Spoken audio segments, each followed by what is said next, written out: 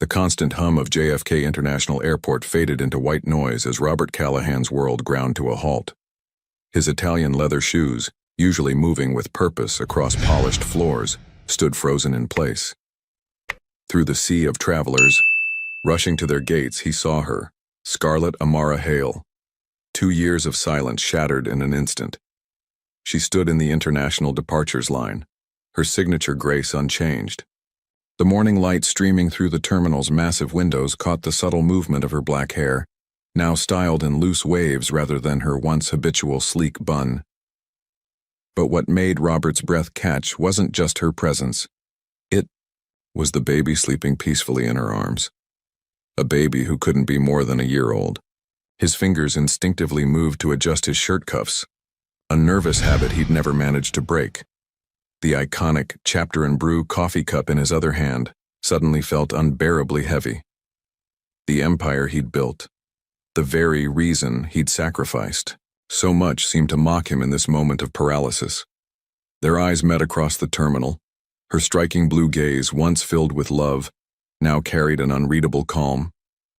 In that fleeting connection, Robert felt the weight of every unopened message, every unspoken word, and every moment he'd chosen his company over their relationship. The baby stirred, and Scarlett's attention immediately shifted, her entire being focused on soothing the child with a gentleness that made Robert's chest ache. He watched as she whispered something, her lips curving into a soft smile that once upon a time had been his reason for coming home. 2 years ago, she'd left him, with nothing but a letter. What's the point of being married to someone who isn't there when you need them most? The words had haunted him through countless sleepless nights, through board meetings and store openings, through every empty victory celebration in his penthouse overlooking Manhattan. A businessman brushed past Robert, breaking his trance. By the time he refocused, Scarlett was disappearing into the crowd, the baby's tiny hand visible over her shoulder, waving at nothing in particular.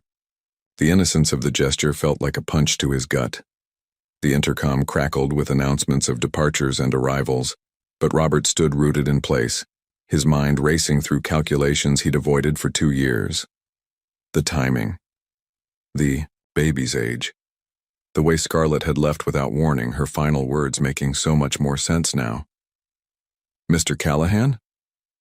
His assistant's voice barely registered. "The board is waiting for the quarterly presentation." Robert turned to face Madison Chen, his normally unflappable assistant who now looked concerned by his obvious distraction. "Cancel it," he said, his voice rougher than intended.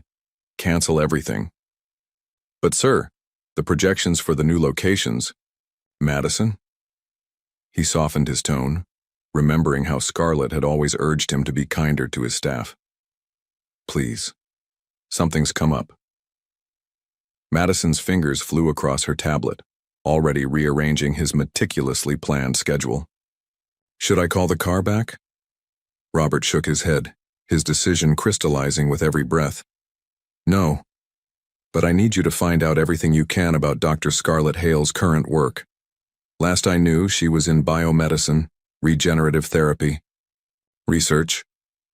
The same Scarlett who..." "Yes." He cut her off, not ready to hear their history spoken aloud. "And Madison? Be discreet."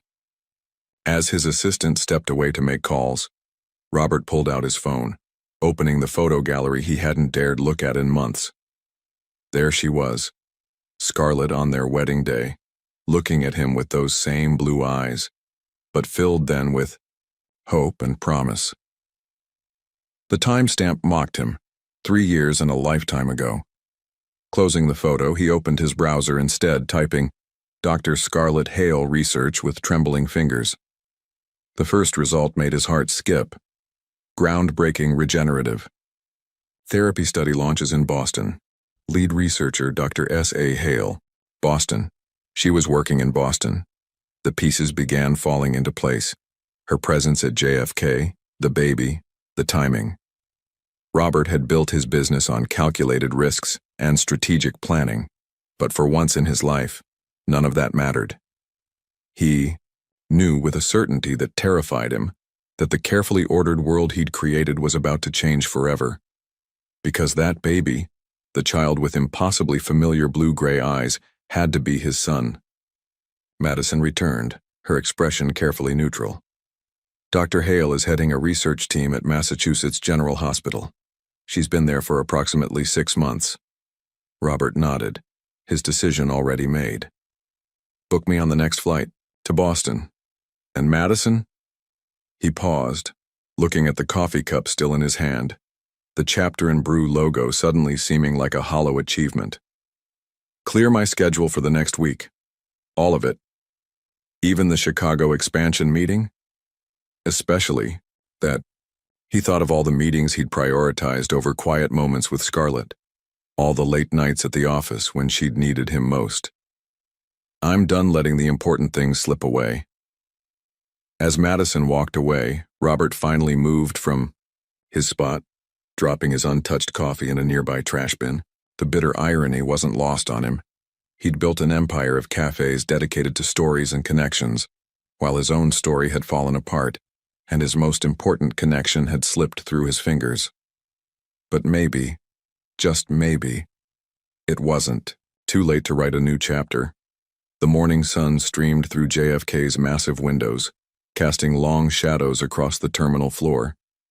Somewhere in the city, his board members were gathering for a meeting he wouldn't attend. And somewhere in Boston, Scarlett was building a life he knew nothing about, raising a child who might be his son. Robert Callahan had spent his entire life believing that success was built on sacrifice. Now, standing in an airport terminal with his world turned upside down, he finally understood what Scarlett had tried to tell him all along. Some sacrifices weren't worth the cost. And it was time to make things right. Scarlett Hale's heels clicked purposefully across Massachusetts General Hospital's research wing, her steps echoing the steady rhythm she'd built into her new life. The morning sun filtered through the laboratory windows, casting golden light across the pristine equipment that had become her sanctuary. Dr. Hale? Dr. Regina Martinez, her research partner, rushed in with a tablet displaying their latest test results. The cellular regeneration rates are exceeding our projections. A smile tugged at Scarlett's lips as she studied the data. This was what she'd fought for.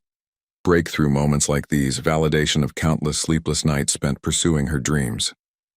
Dreams that had once seemed impossible when she was just Robert Callahan's wife.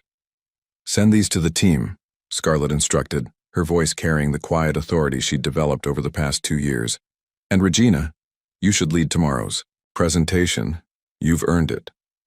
The younger researcher's eyes widened. But the board specifically requested.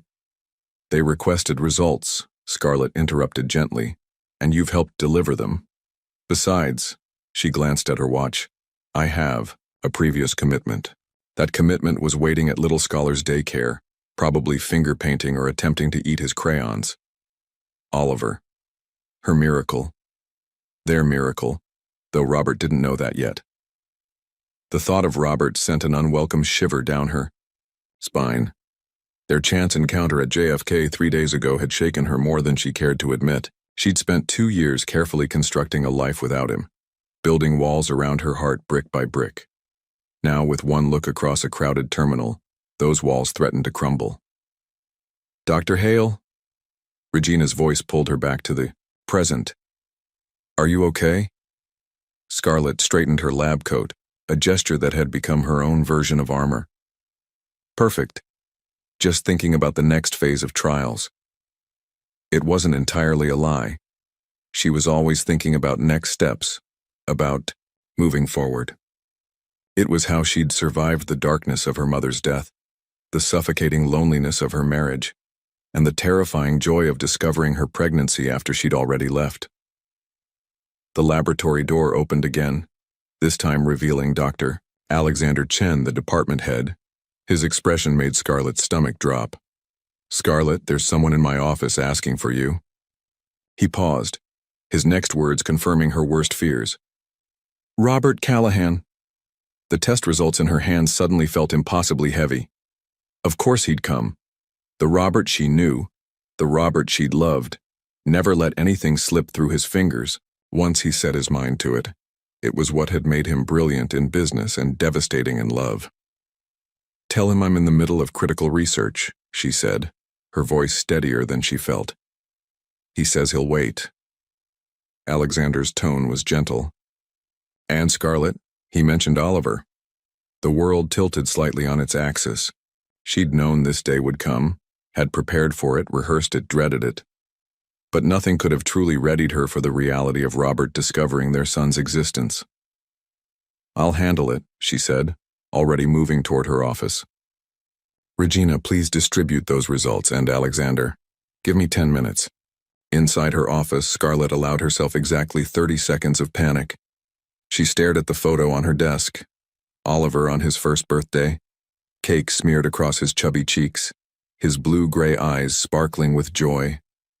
Robert's eyes. Her. Phone buzzed with a text from Carmen, Oliver's regular sitter. Little man's down for his nap, still picking him up at 3? Scarlett typed back a quick confirmation, then opened her drawer. Inside lay the letter she'd been carrying for months, updated and rewritten countless times. A letter explaining everything to Robert, if this day ever came. The irony wasn't lost on her. Their relationship had ended with a letter. Perhaps this new chapter would begin with one too. Taking a deep breath, she gathered her thoughts along with the letter. The walk to Alexander's office felt like crossing an ocean. Each step weighted with the consequences of choices made 2 years ago. Robert stood at the window, his silhouette painfully familiar against the Boston skyline. He'd changed his suit since the airport, dark gray now, impeccably tailored as always. Some things never changed.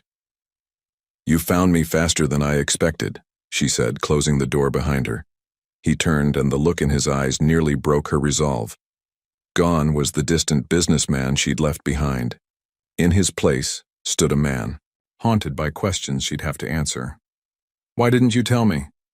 His voice was raw, stripped of its usual corporate polish.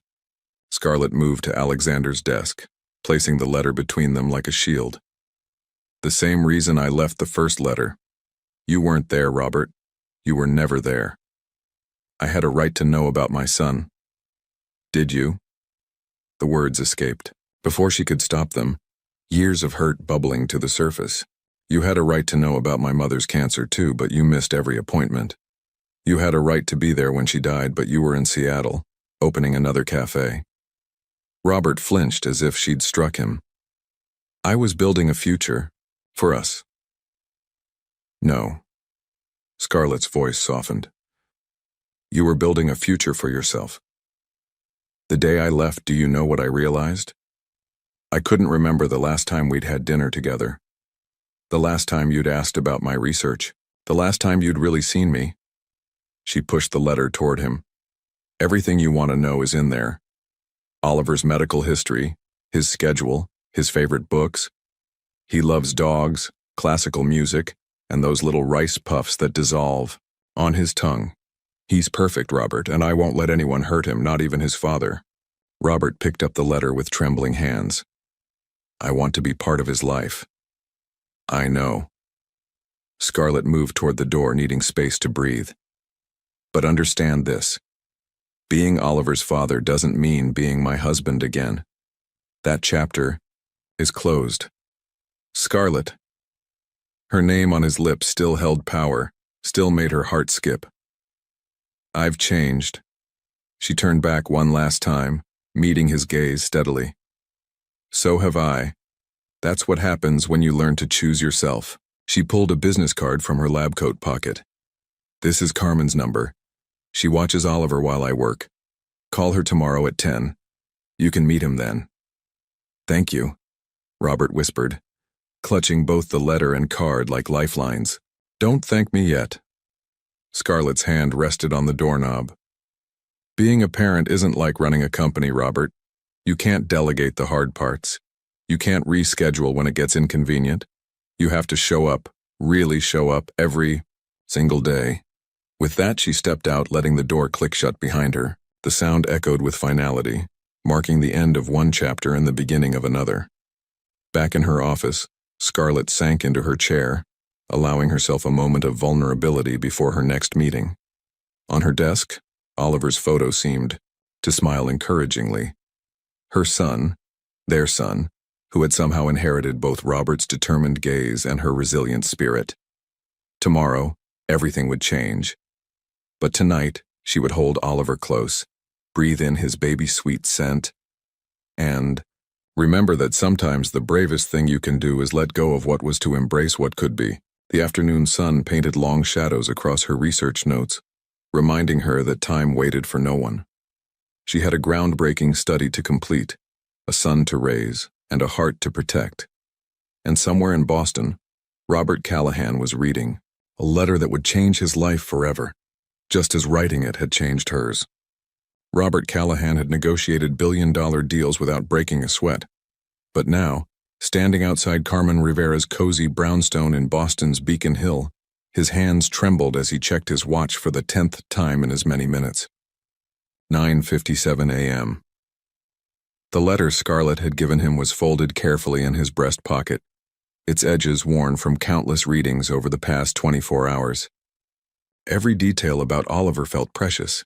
His birth weight, 7 pounds 2 ounces, his first word, Mama, his favorite stuffed animal, a gray elephant named Trunks.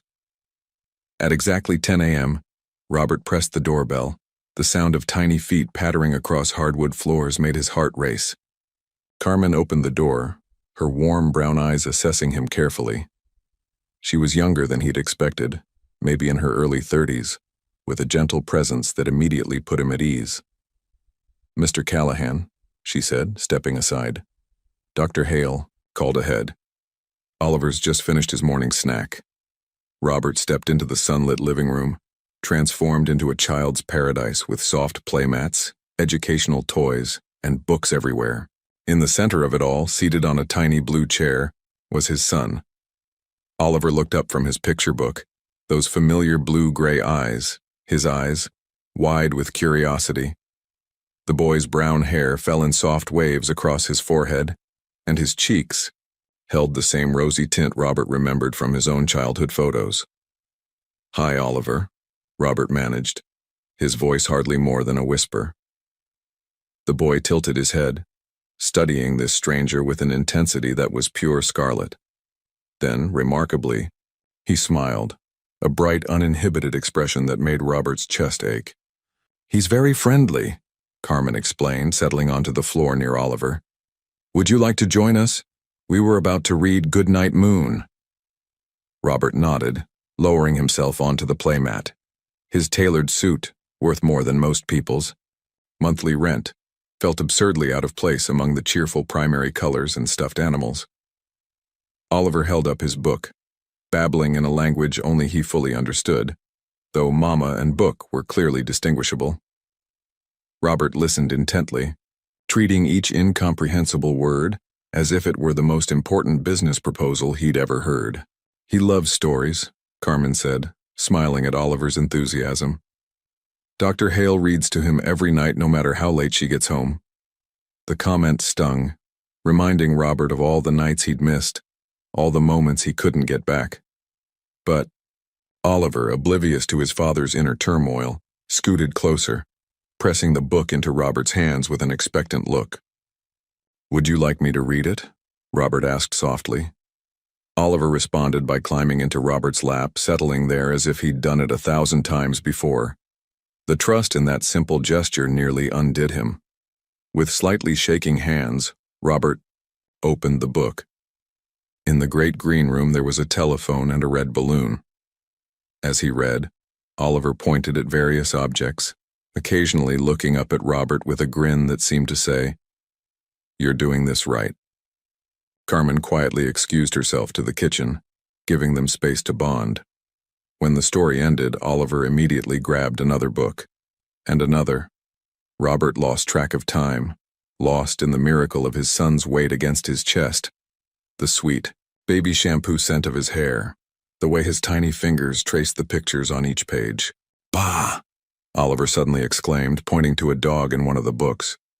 "That's right, that's a dog," Robert agreed, remembering from Scarlett's letter that Oliver loved dogs. "What does a dog say?" "Woof!" Oliver's enthusiastic imitation made Robert laugh, really laugh, for what felt like the first time in years. The morning passed in a blur of books, blocks, and revelations.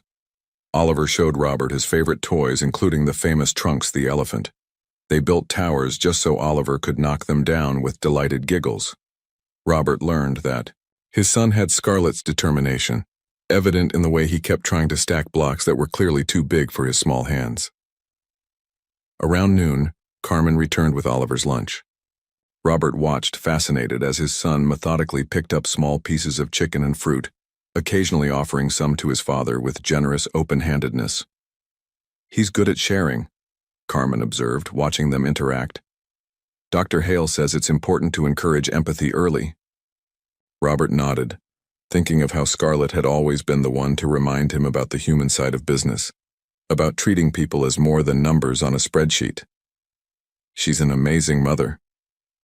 "Yes," Carmen agreed, her tone careful. "She's built a beautiful life here. Oliver is the center of her world." The implication was clear. This carefully constructed world didn't have room for disruption, even from a father with good intentions. As if on cue, Oliver began showing signs of tiredness, rubbing his eyes and becoming slightly fussy. Carmen stepped in smoothly. "It's time for his nap." Robert's heart clenched at the thought of leaving, but he knew better than to disrupt Oliver's routine. Standing, he straightened his suit, now slightly wrinkled and sporting a few smears of banana. "Same time Thursday?" he asked Carmen, remembering Scarlett's conditions from the letter, 2 supervised visits per week to start. Carmen nodded, lifting a drowsy Oliver into her arms. "Say bye-bye to Mr. Callahan, Oliver."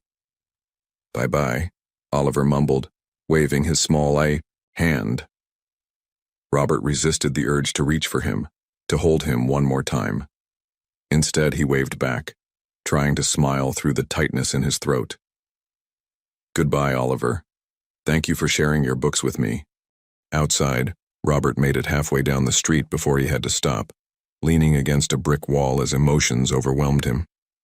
He pulled out his phone, opening his calendar app, the same one filled with board meetings and expansion plans that had once seemed so important.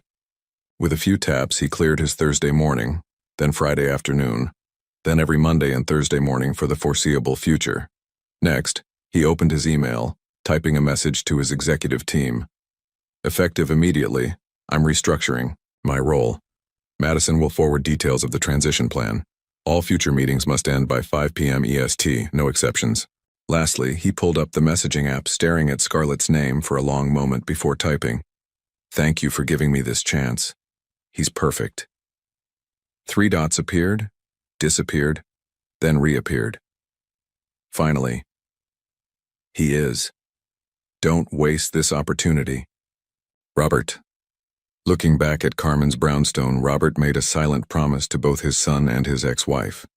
He would not be the man who chose conference calls over bedtime stories, who missed first steps because of shareholder meetings, who put profit margins above precious moments. The autumn breeze carried the scent of approaching rain as Robert walked toward the subway station. His driver had offered to wait, but he'd sent the car away.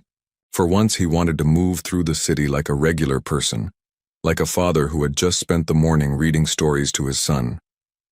In his pocket, Scarlett's letter crinkled with each step, a reminder that second chances come with responsibility. Oliver's face, trusting and bright, was burned into his memory, a new North Star to guide his decisions.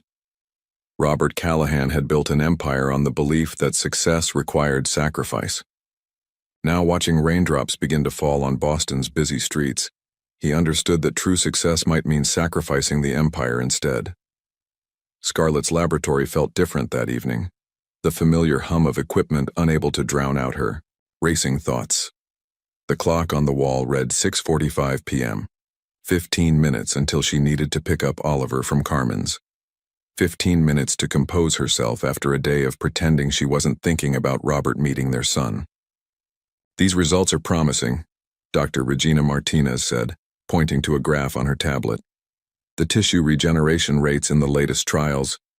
She paused, noticing Scarlett's distant expression. "You haven't heard a word I've said, have you?" Scarlett smiled apologetically. "I'm sorry, it's been complicated." Regina perched on the edge of the laboratory bench, her dark eyes softening. Carmen texted you about the visit? Several times. Scarlett pulled out her phone, rereading Carmen's messages for the 100th time. Oliver took to him immediately. They read stories for hours. He seems genuinely invested.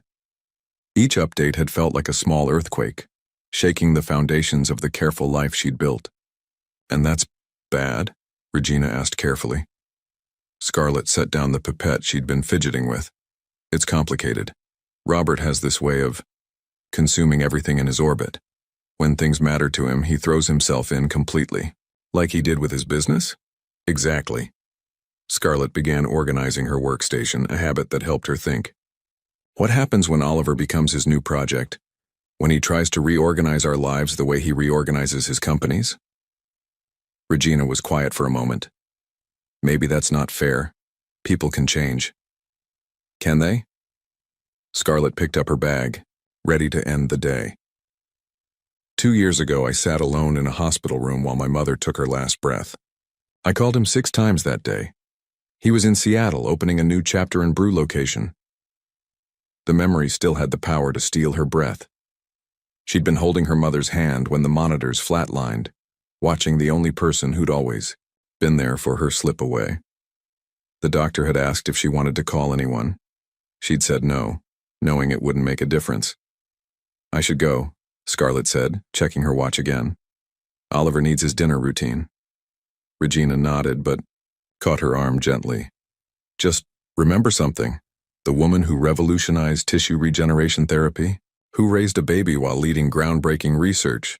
She's strong enough to handle whatever comes next. Scarlett squeezed her friend's hand in thanks before heading out into the cool evening air.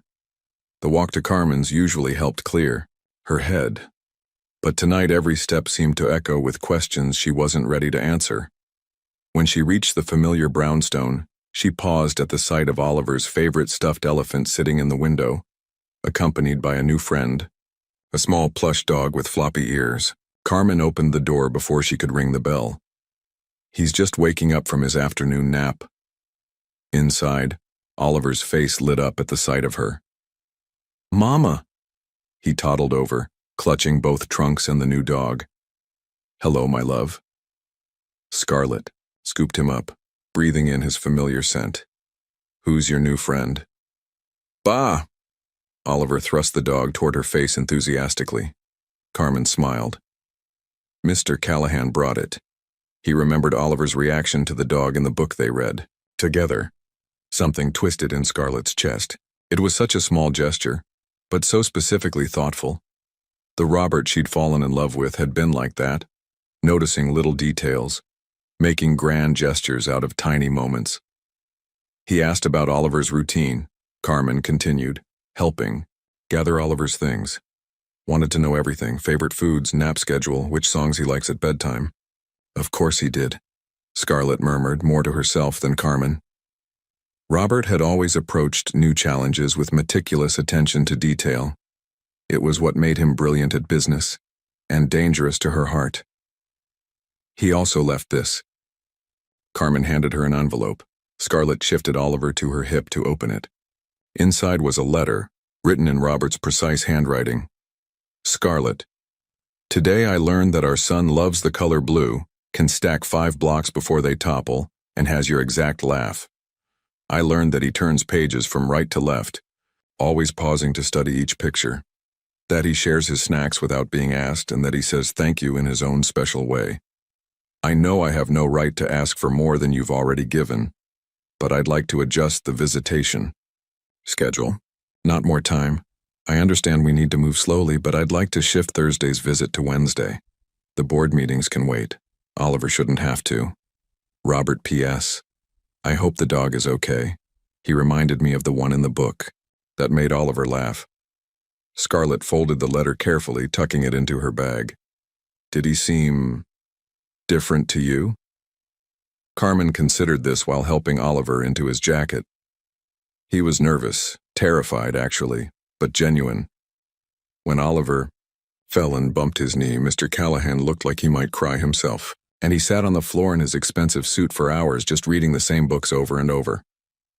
Oliver chose that moment to show off his new word. Book. That's right, sweetheart. Scarlett kissed his forehead. Books are the best things in the world. On the walk home, Oliver babbled happily about his day. A mix of real and invented words that painted a picture of stories and playtime and new discoveries. The new stuffed dog, which Oliver had apparently named Ba, was clutched, firmly in one arm while Trunks occupied the other. In their apartment, as Scarlett went through their evening routine, dinner, bath, story time, she found herself studying Oliver's features more closely than usual. The way his eyebrows furrowed in concentration as he tried to feed himself pasta. The determined set of his jaw when building with blocks. So many little pieces of Robert, woven seamlessly into their son's being. Later, after Oliver was asleep, Scarlett curled up on her window seat, pulling out her phone. She stared at Robert's contact information for a long moment before typing, "Wednesday works. Same time." His response came quickly. "Thank you. Sweet dreams, Oliver." Scarlett smiled despite herself. He hadn't wished her sweet dreams, hadn't presumed that right. Another small detail. Another sign that maybe, just maybe, he really was trying to respect her boundaries. She looked out at the Boston skyline, the city lights twinkling like stars. Somewhere out there, Robert was probably still awake too, perhaps looking at the same lights, thinking about the same little boy. The walls she'd built around her heart were still standing, but maybe, just maybe, it was okay to install a few windows, not for Robert, but for Oliver. For the chance to give their son something she'd never had. Two parents who could put his needs above their own complicated history. Regina's words echoed in her mind. She was strong enough to handle whatever came next. Strong enough to protect her heart while opening her life. Strong enough to be Oliver's mother and her own person, even as Robert found his place in their world. She pulled out her research notes, settling in for an hour of work before bed. Tomorrow would bring new challenges, new boundaries to navigate. But tonight she had formulas to review, theories to prove, and a sleeping toddler who believed in both stuffed elephants and second chances. Robert was halfway through his Wednesday morning visit with Oliver when the storm hit, both literally and figuratively. Rain lashed against Carmen's windows as thunder rolled across Boston's skyline. But it was the phone call that changed everything. "Dr. Hale collapsed in the lab," Carmen said, her face pale as she hung up the phone. "They're taking her to Mass General's emergency room." Robert's world tilted on its axis. Oliver, sensing the tension, clutched his stuffed dog closer. "Mama?" "She'll be okay, buddy," Robert said automatically, even as his mind raced through possibilities. He turned to Carmen. "Who's authorized to take Oliver if something happens?" "Dr. Hale gave me a list. You're on it. She added you last week." Carmen was already gathering Oliver's emergency bag, but the hospital specifically asked for you. Something about being listed as her emergency contact years ago. Robert remembered. They'd never updated the paperwork after the divorce. Another loose end in their unraveled life. "I'll take him," Robert said, scooping up Oliver. "Can you pack his favorite books? And trunks?" Carmen moved efficiently, years of childcare experience evident in her calm crisis management. "Already packed. There's also a change of clothes, snacks, and his medicine in case his allergies act up." Oliver's little arms wrapped around Robert's neck, his face pressed against his father's collar. "Want Mama? We're going to see her right now," Robert promised, his voice steady despite the fear churning in his gut. He'd seen Scarlett in a hospital once before. The day her mother died. The day he wasn't there. Not this time. The rain had intensified by the time they reached his waiting car. Robert secured Oliver in the car seat Carmen had helped install last week, double-checking every strap while his driver Michael held an umbrella over them. "Mass General," Robert instructed, sliding into the back seat beside Oliver. "And Michael? Every safe shortcut you know." As they navigated Boston's rain-slicked streets, Robert divided his attention between his phone and his son. Oliver was unusually quiet, those intelligent eyes watching the rain streak across the windows. "Ba sad?" Oliver asked, patting his stuffed dog. "Ba's just worried about Mama," Robert explained softly. But doctors are helping her. Remember the doctors in your books, with the special white coats? Oliver nodded solemnly. Help Mama better. That's right, buddy. Robert's throat tightened. When had his son gotten so perceptive, so emotionally aware? Another miracle he'd almost missed. At the hospital, Robert carried Oliver through fluorescent-lit corridors, following directions to the emergency department. He found Regina Martinez, pacing in the waiting room, still in her lab coat. Robert. She looked relieved to see him. They're running tests. She was working late again, skipped lunch. Her blood sugar crashed during the afternoon presentation. The familiar guilt rose in Robert's chest. How many meals had Scarlett skipped during their marriage while he worked late? How many times had she pushed herself too hard, trying to balance everything alone? Has she been doing this often? He asked Regina. The research is at a crucial stage. Regina's expression softened as Oliver reached for her. Hey, little man. Your mama's going to be fine. She's just been working too hard trying to change the world. A nurse appeared, clipboard in hand. Family of Scarlett Hale? Here. Robert stepped forward, Oliver secure in his arms. I'm Oliver's father. The nurse nodded. She's asking for both of you. Room 204. Regina squeezed Robert's arm. I'll handle the research team. Just take care of them. Scarlett lay in the hospital bed looking smaller than Robert remembered, an IV drip attached to her arm. Her eyes, fixed immediately on Oliver, relief washing over her face. There's my brave boy, she said, voice weak but warm. Oliver practically lunged from Robert's arms toward his mother. Robert helped him settle carefully beside Scarlett on the bed, mindful of the IV lines. Mama sick? Oliver patted her hand with concern. Mama just forgot to eat her lunch, Scarlett explained, running her fingers through Oliver's hair. Silly Mama. Very silly, Robert couldn't help adding, earning a ghost of a smile from Scarlett. You didn't have to come, she said, but her eyes told a different story. Yes, I did. Robert pulled up a chair. Besides, someone needs to give you the lecture about taking care of yourself. I learned it from you, remember? The memory hung between them, Scarlett forcing him to eat during marathon business meetings, insisting that no deal was worth his health. The irony wasn't lost on either of them. Oliver, oblivious to the undercurrents, pulled Ba and Trunks from his bag. Make better, he declared, placing both stuffed animals beside Scarlett.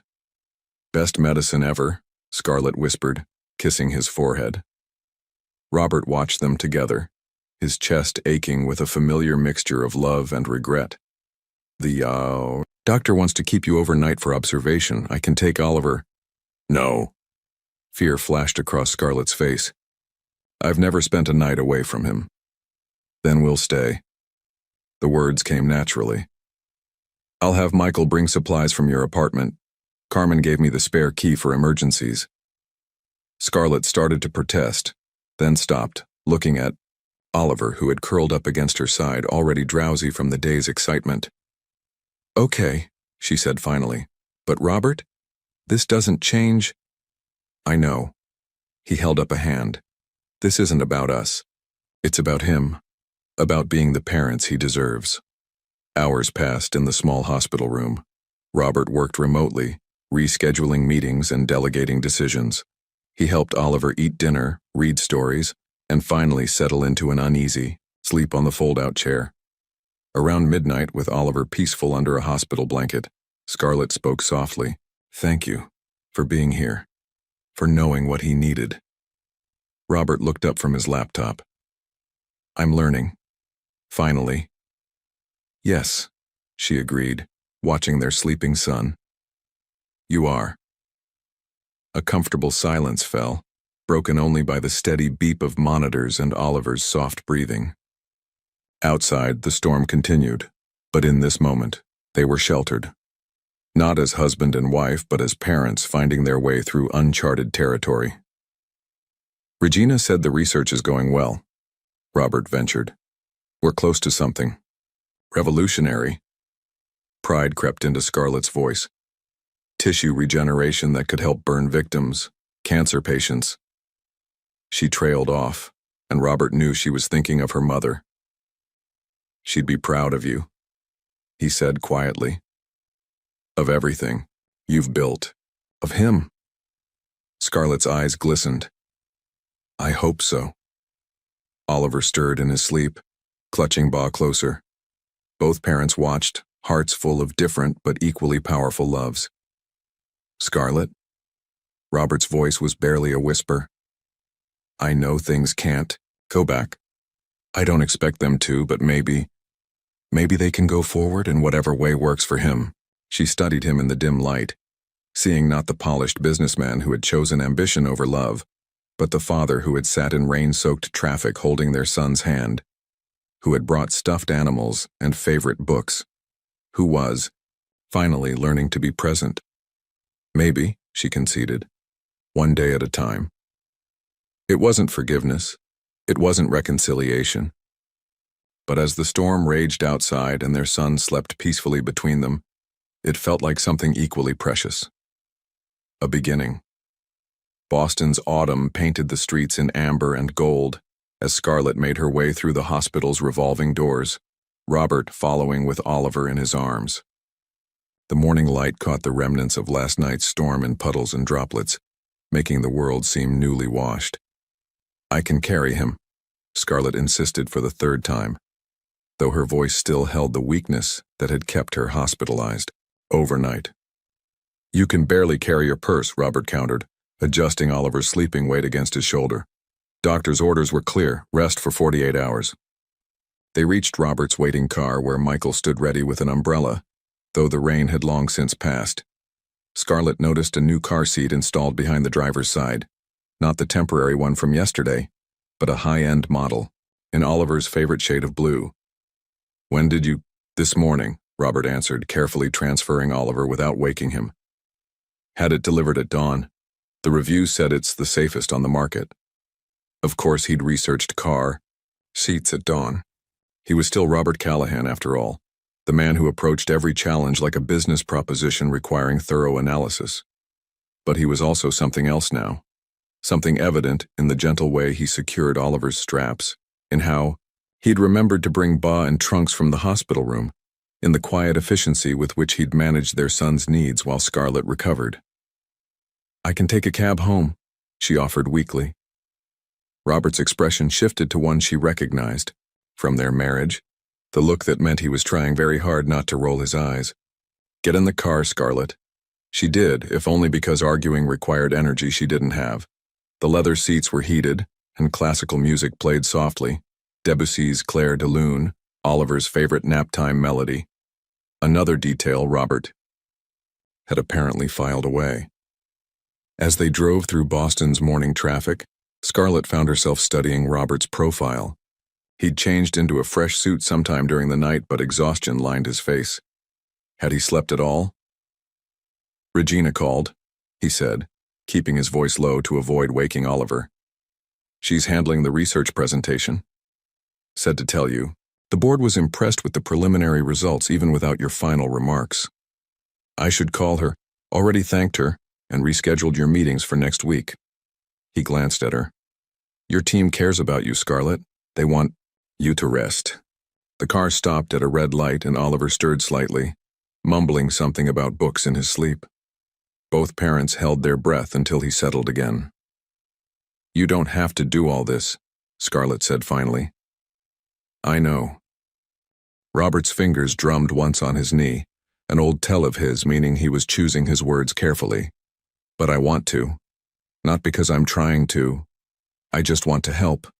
As Oliver's father. As your friend, if you'll let me be that." Friend? The word hung between them, both more and less than what they'd been to each other. "You've changed," she observed. "Had to." His smile held a touch of sadness. "Someone once told me that being a parent means showing up every day. No delegating. The hard parts." She recognized her own words from the hospital, thrown back at him that day in Alexander's office. Before she could respond, the car pulled up to her apartment building.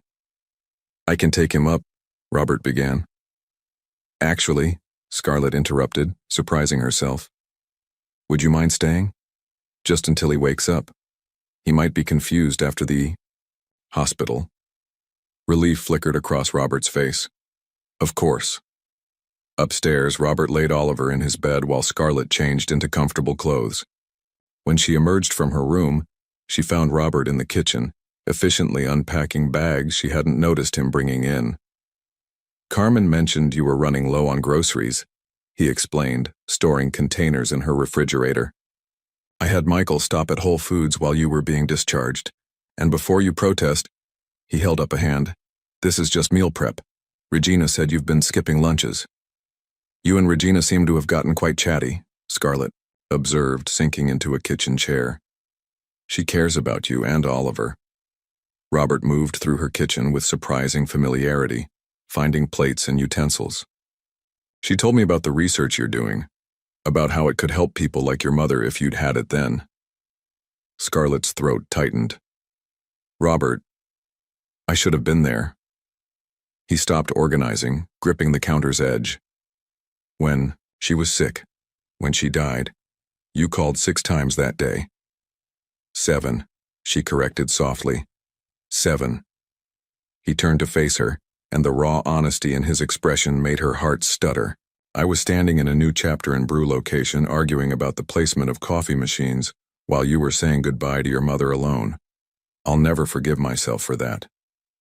Before Scarlett could respond, a small voice called from the bedroom. Mama? Dada? They found Oliver sitting up in bed, hair mussed from sleep, clutching Ba and Trunks. His face lit up at the sight of them both. Mama better? He asked, reaching for Scarlett. She sat on the edge of his bed, letting him crawl into her lap. Much better, sweetheart. Thanks to you and Dada. The word felt strange on her tongue. They hadn't discussed what Oliver would call Robert. But watching their son's face brighten at the term, seeing Robert's careful mask crack with emotion, she knew it was right. How about some breakfast? Robert suggested, his voice slightly rough. I bought those rice puffs you love. Oliver clapped his hands. Yes, Ba hungry too. They ended up in the kitchen, Oliver in his high chair while Robert prepared a breakfast that proved he'd been paying attention to their son's preferences. Rice puffs arranged in a smiley face, banana slices cut exactly the right size. Even Scarlett's coffee appeared, prepared the way she'd always taken it, splash of cream, cinnamon on top. You remembered, she said, surprised. I remember everything. Robert handed Oliver his sippy cup. I just didn't show it before. Didn't think I had to because work was more important. I was an idiot. Yes, Scarlett agreed, but without bitterness. You were. But maybe that's not who you are anymore. Oliver chose that moment to offer Ba a rice puff, then Trunks, then each of his parents in turn.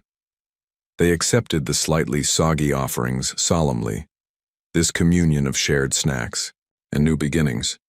Later, after Oliver was settled with his toys and Robert had cleaned up breakfast, ignoring all of Scarlett's protests, they sat on her small balcony. The autumn air was crisp, carrying the scent of changing seasons.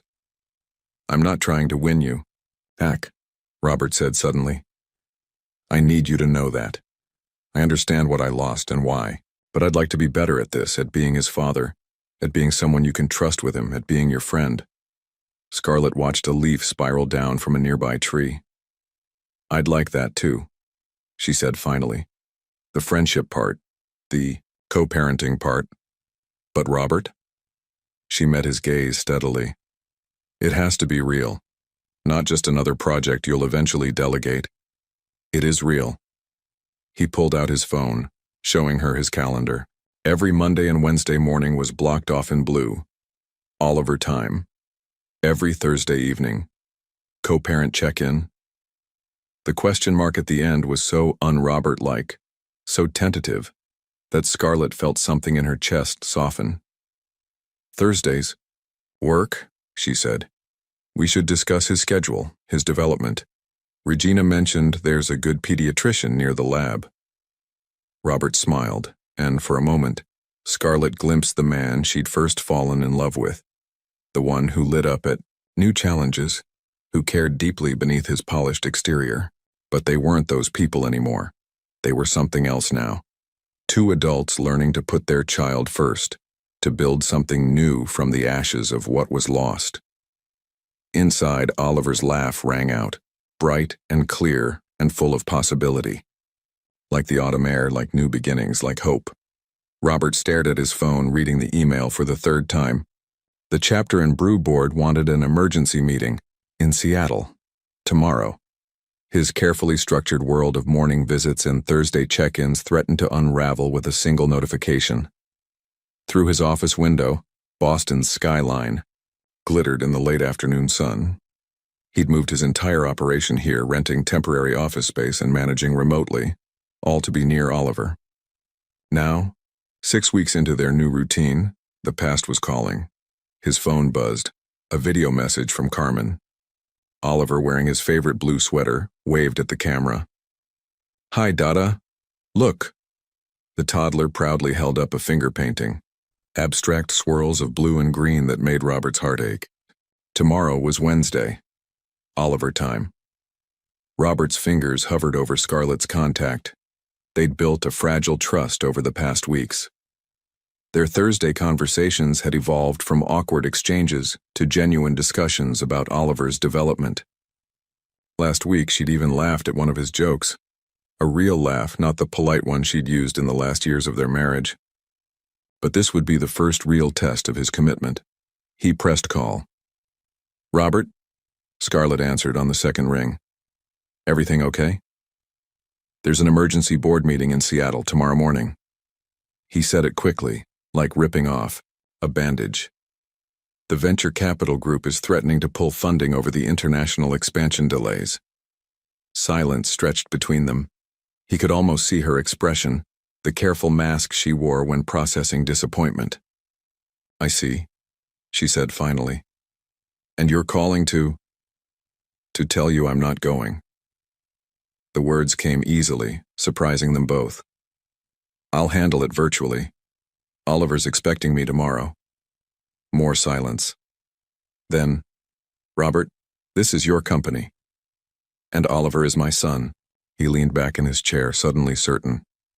"The board can either accept that I'm a father now, or they can find a new CEO." "You don't mean that." "I do." He smiled, though she couldn't see it. "Besides, Oliver's showing real talent with finger paints. Can't miss his artistic development."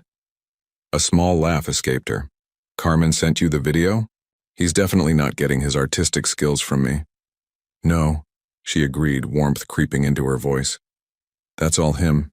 He's been asking when you're coming. He saves his paintings for you now." Robert's chest tightened. "I'll be there. 9 a.m. sharp, like always." "Robert?" Scarlett's tone shifted, became more serious. "What you're doing, choosing him, it matters.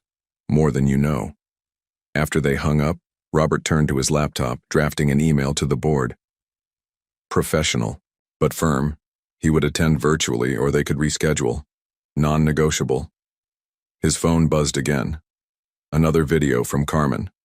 This time, Oliver was reading to Ba and Trunks, making up a story about a brave dog who loved coffee shops. Robert played it 3 times, memorizing every detail of his son's imagination. The next morning, Robert arrived at Carmen's 5 minutes early, a laptop tucked under his arm. "Board meeting?" Carmen asked, noting his formal attire. "In between. Story time and snacks." He smiled. "Oliver's schedule takes priority." Inside, Oliver launched himself at Robert with his usual enthusiasm. "Dada, see paintings." For the next hour, Robert sat on the floor in his $1,000 suit, admiring every colorful creation while his phone buzzed with meeting notifications. Oliver proudly explained each masterpiece, his vocabulary growing more impressive by the day. At 10:30, Carmen helped set up Robert's laptop in the kitchen while Oliver had his snack. The board members' faces appeared on screen, their expressions ranging from annoyed to resigned. "Gentlemen," Robert began, but a small voice interrupted. "Dada, Ba wants rice puff." The board members' eyebrows rose collectively as Robert turned away from the camera. Just one, buddy. Remember to share with Trunks. When he turned back, something had shifted in the virtual room. The CEO of Boston Capital was smiling. My grandson's about that age, he said. Never shuts up during Zoom calls either. The tension broke. They discussed the funding crisis, found solutions that didn't involve immediate travel. Robert participated fully while helping Oliver stack blocks and prevent Ba from eating too many rice puffs. By noon, when Scarlett arrived for her lunch visit, another new routine they'd established, the crisis was resolved. She found Robert and Oliver on the floor, surrounded by toys and corporate documents. Mama, Oliver ran to her. Dada did meeting. Ba helped. Scarlett took in the scene. Robert's slightly rumpled suit, the laptop showing post-meeting graphs, their son's proud face. Successful meeting? Very. Robert stood straightening his tie. Though Ba drives a hard bargain, had to promise 3 stories before he'd approve the Asia-Pacific expansion. A real smile spread across Scarlett's face. Sounds like someone inherited your negotiation skills. God help us all. Robert laughed, gathering his things. At the door he paused. Scarlett, thank you for trusting me with him. She nodded, understanding all he wasn't saying. You're proving worthy of that trust. Every day. That evening, after another board call and countless emails, Robert sat in his temporary apartment reviewing Oliver's schedule for the next week. His phone lit up with a message from Scarlett. Oliver asked to put today's painting on the fridge. He says it's you, him, and Ba having a meeting. Attached was a photo of a gloriously chaotic swirl of colors, 3 vaguely circular shapes prominent in the center. Robert studied it, seeing past the childish strokes to what it represented, his son's view of their new normal. He saved the photo, then opened his calendar. The Seattle office had been asking about his return for weeks. Looking at Oliver's artwork, at the blocks of time marked Oliver time and co-parent check-in, he made another decision. The Boston office space wasn't temporary anymore. He'd find a permanent location tomorrow. His phone buzzed one last time. Another. Video from Carmen. Oliver, getting ready to leave, waved at the camera. Bye, Dada. Love you. Robert played it again and again, each time more certain. No corporate crisis would ever be worth missing these moments. He was finally learning what success really meant, and it had nothing to do with coffee shops or board meetings. It was measured in finger paintings, rice puffs, and the trust in his son's eyes when he said, Dada, in Scarlett's growing belief that he could be the father Oliver deserved, in the simple joy of choosing what really mattered. Tomorrow would bring new challenges, new balances to strike. But tonight, Robert Callahan, CEO, father, work in progress, was exactly where he needed to be. Even if his best suit now sparkled with a hint of blue finger paint, Scarlett knew something was wrong the moment she walked into her laboratory. Regina stood by the main workstation, her face ashen, holding a printout that trembled slightly in her hands. The control samples are contaminated, Regina said without preamble. All of them. The entire last phase of trials. No. Scarlett moved to the computer, pulling up their research data. That's not possible. We followed every protocol, every safety measure. It was the new refrigeration unit. Regina's voice cracked. The temperature fluctuated overnight. 3 months of work, Scarlett. The board presentation is in 2 days. The implications hit like physical blows. Their breakthrough research, the treatment that could help thousands, the legacy she was building in her mother's memory, all of it threatened by a faulty piece of equipment. Her phone buzzed. Carmen sending the usual morning photo of Oliver. He was wearing the new sweater Robert had brought him, proudly showing off a tower of blocks. The sight, normally a source of joy, now twisted her stomach into knots. She had 2 days to salvage 3 months of research.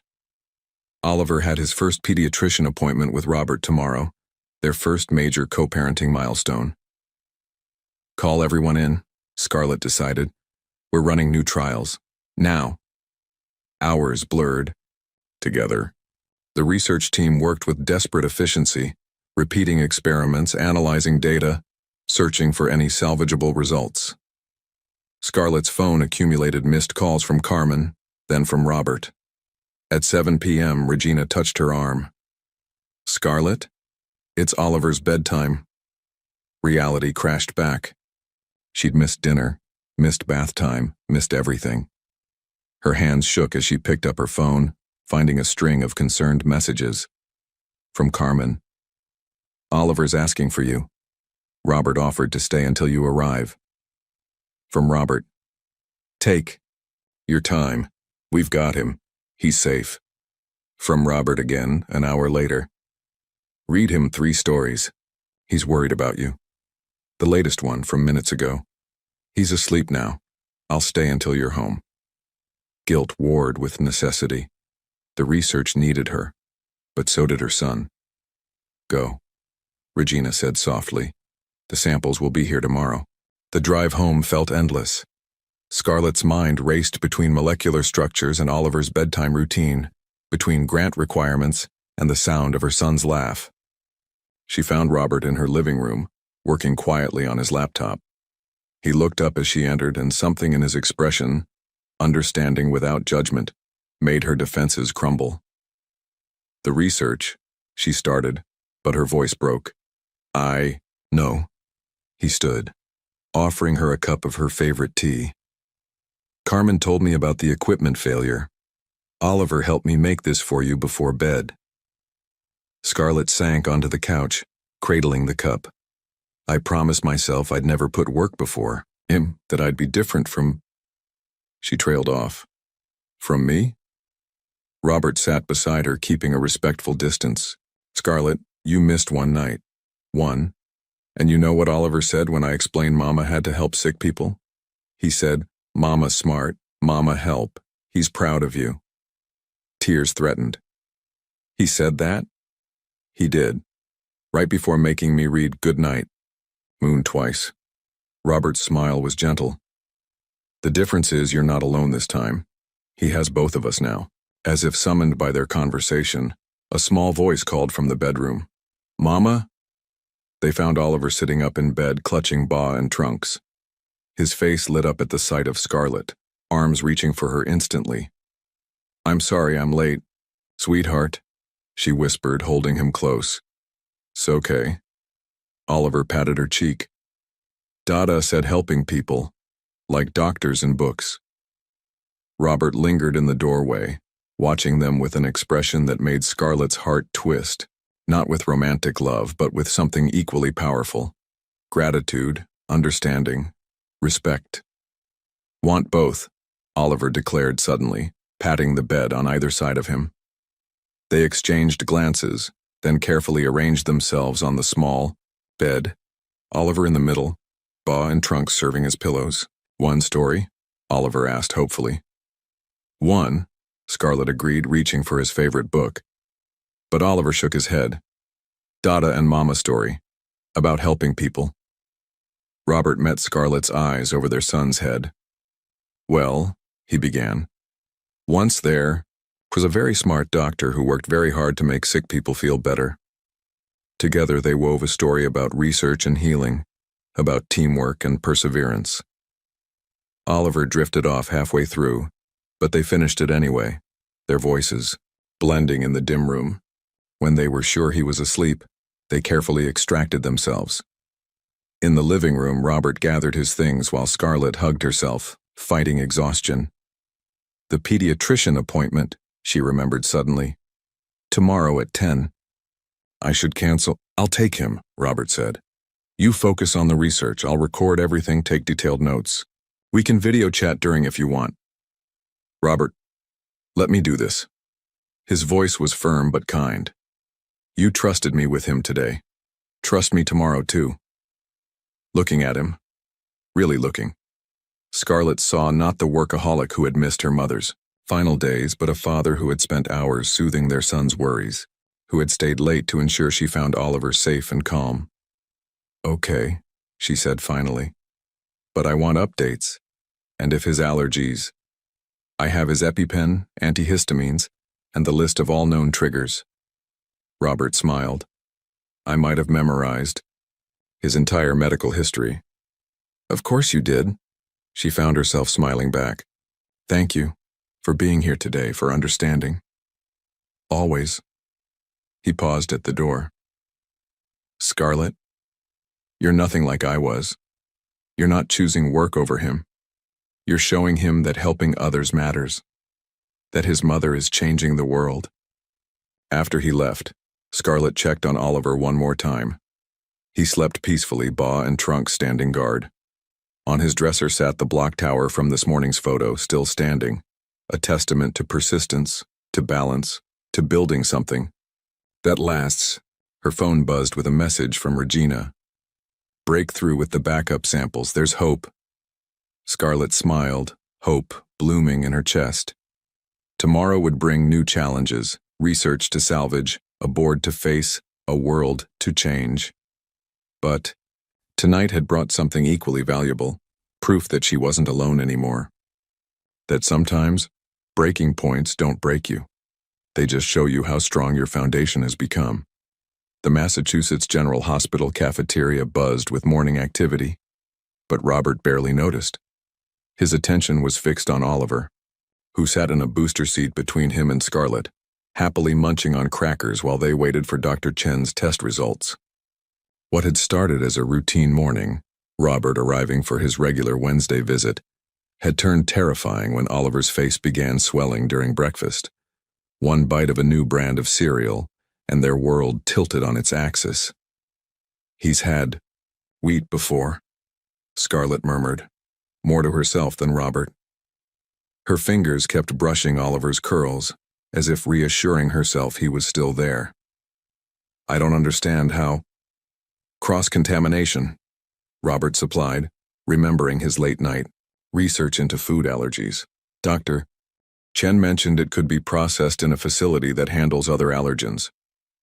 Oliver offered them each a slightly crushed cracker, oblivious to their worry now that the emergency medications had taken effect.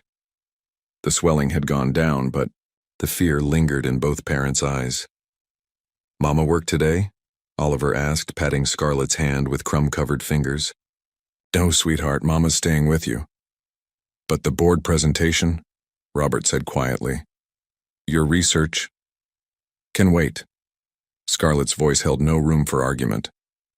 Robert studied her face, the determination in her jaw, the worry in her eyes.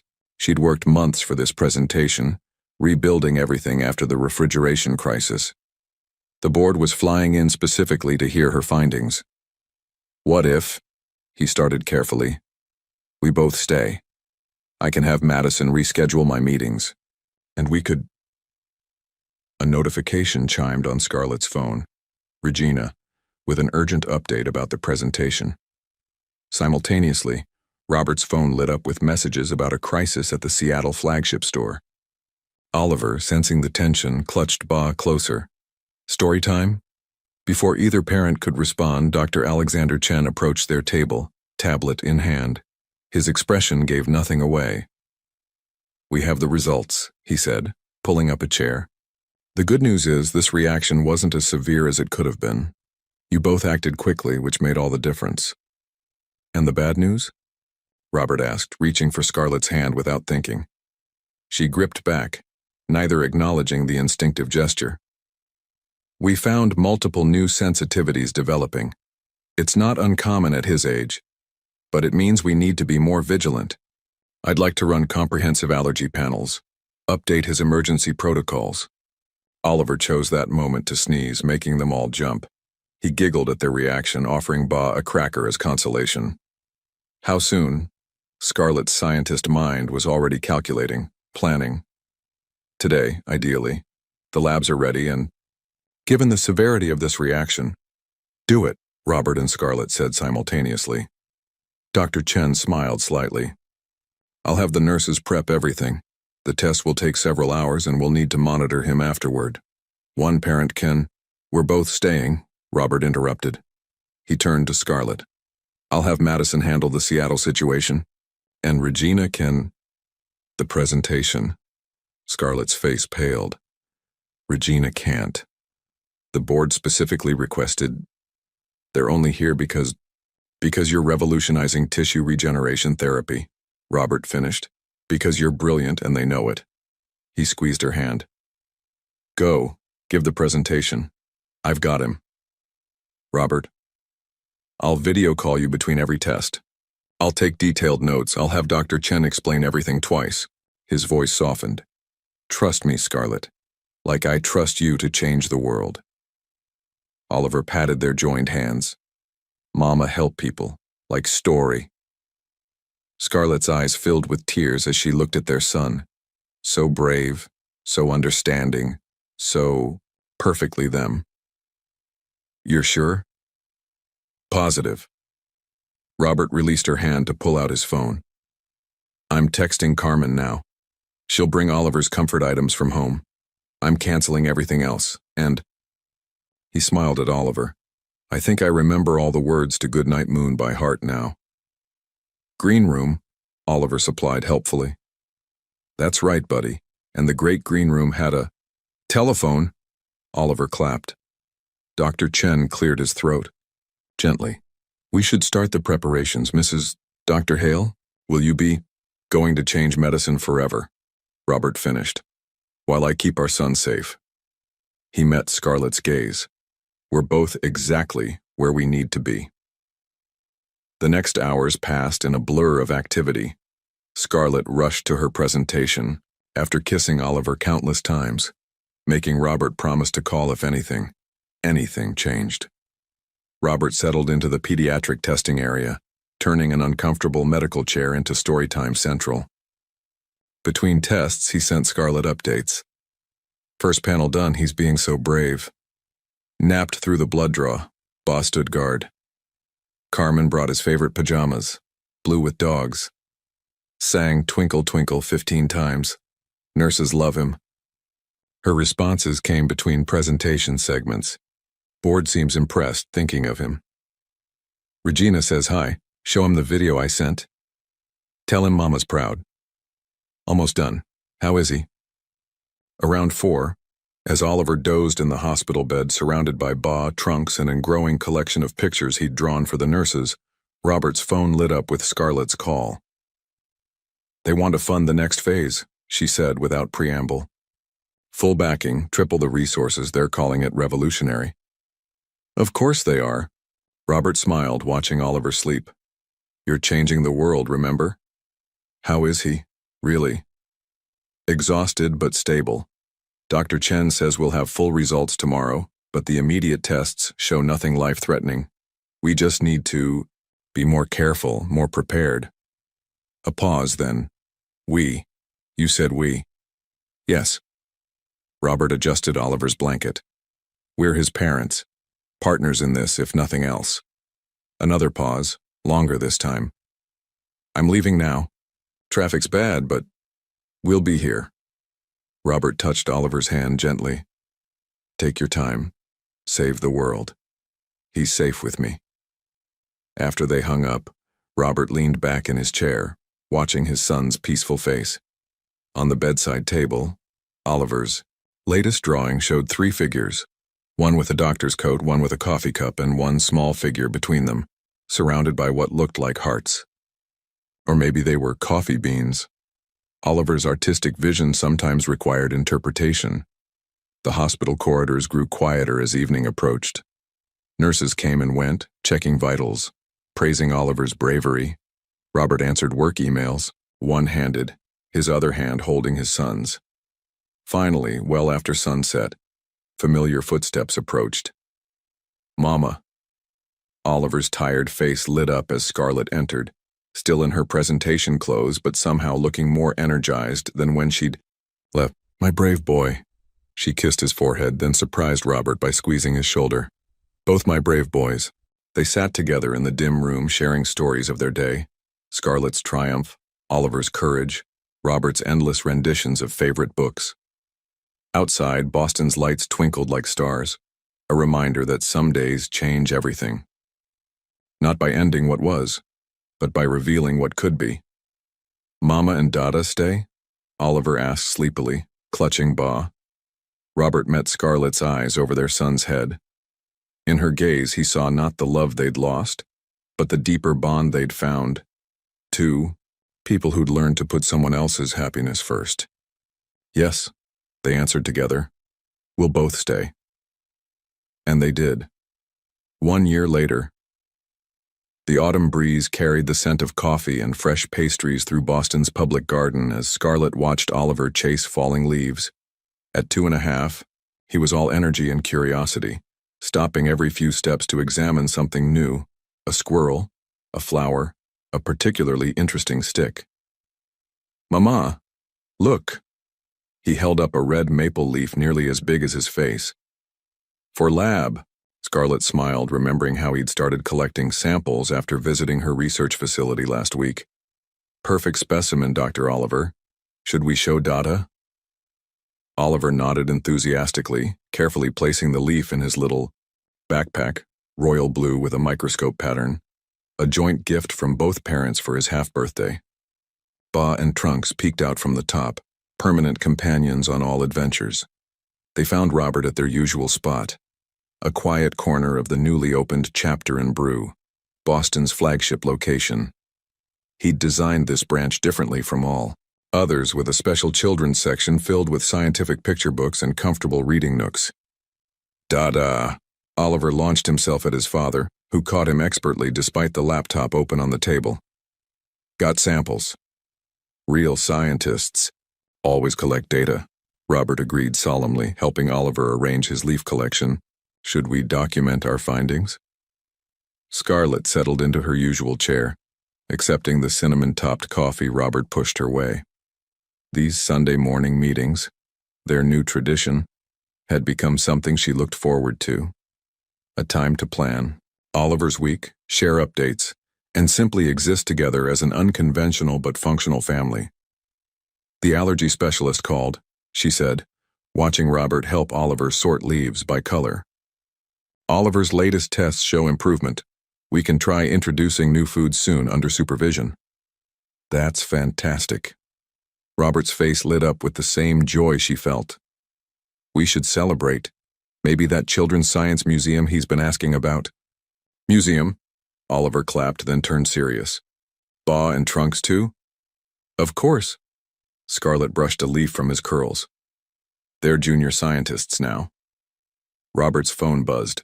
The Seattle office probably, but he didn't even glance at it. Instead, he helped Oliver draw a simple chart of his leaf collection, adding little scientific notes in the margins. Watching them together, Scarlett felt the familiar warmth in her chest. Not the passionate love she'd once felt for Robert, but something equally powerful. Gratitude for the father he'd become, pride in the co-parent he'd grown into. Dr. Martinez said the trial results are exceeding expectations, Robert mentioned, carefully coloring a leaf diagram green at Oliver's insistence. The hospital board is talking about naming the new research wing after your mother. Scarlett's breath caught. How did you? I might have made some calls. He looked up, his expression soft. She deserved to be remembered, and you deserve to be recognized. Before she could respond, Oliver tugged at her sleeve. Mama, tell story about Grandma, the helping people one. They exchanged glances, remembering that night in the hospital a year ago, when they'd first created that story together. Now it was Oliver's favorite, a tale of science and hope and never giving up. Well, Scarlett began, pulling Oliver onto her lap. Once there was a very special doctor who believed in helping people. Robert joined in at the familiar parts, their voices blending as they told their son about his grandmother's kindness, about his mother's determination to continue her legacy, about the importance of being there for others. Oliver listened with his usual intensity, adding his own commentary about doctors and microscopes, and the importance of sharing snacks with Putty. As they finished, a young woman approached their table hesitantly. Mr. Callahan, Dr. Hale, I'm sorry to interrupt, but I'm one of the trial participants. She rolled up her sleeve, showing healing tissue where burn scars had been. Thank you, both of you, for everything you've built. After she Left Robert reached across the table, squeezing Scarlett's hand briefly. A gesture of support, of shared pride, not in themselves, but in what they'd created together. Not just the research or the coffee shops, but something far more precious. Ice cream? Oliver suggested, scientific investigation forgotten at the prospect of dessert. After lunch, they answered in unison, then laughed at their parental synchronization. Speaking of lunch, Robert said, I had an idea for Thanksgiving. Not together, but maybe we could both come to Carmen's. She's hosting a gathering for families she works with. Oliver would have all his friends there, and we could be there for him, Scarlett finished. Together but separate, I'd like that.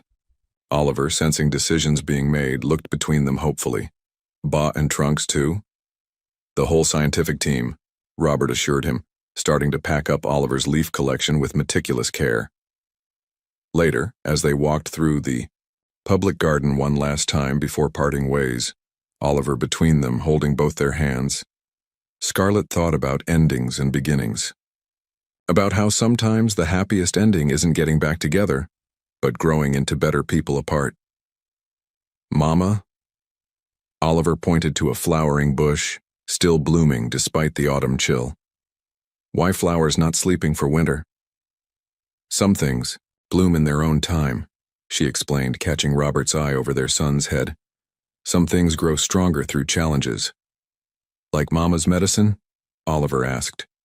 Like Dada's stories? Like you, Robert said softly. Like all of us. They reached their usual parting spot, the bridge over the lagoon. Oliver hugged Robert tightly, their goodbye ritual well practiced now. See you Wednesday, buddy, Robert said. Save some scientific discoveries for me. And Ba? Oliver asked seriously.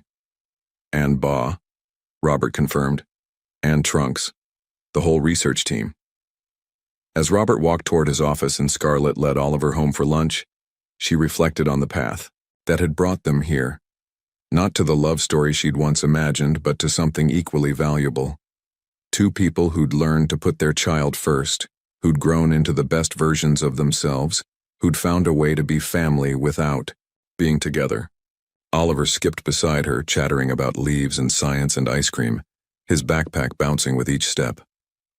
Ba and Trunks watched the world go by, silent witnesses to this new kind of love story, one where happy endings come in different shapes, where healing happens in its own time, where some bonds grow stronger not through romance but through the quiet courage of choosing what's right. Love you, Mama, Oliver said suddenly, for no particular reason except that he felt it. Love you too, sweetheart. She scooped him up, breathing in his familiar scent. To the moon and back. And to Seattle? He asked innocently, making her laugh. Even to Seattle, she agreed, thinking of how far they'd all come. Even there, above them, leaves danced in the autumn breeze, red and gold and full of possibility.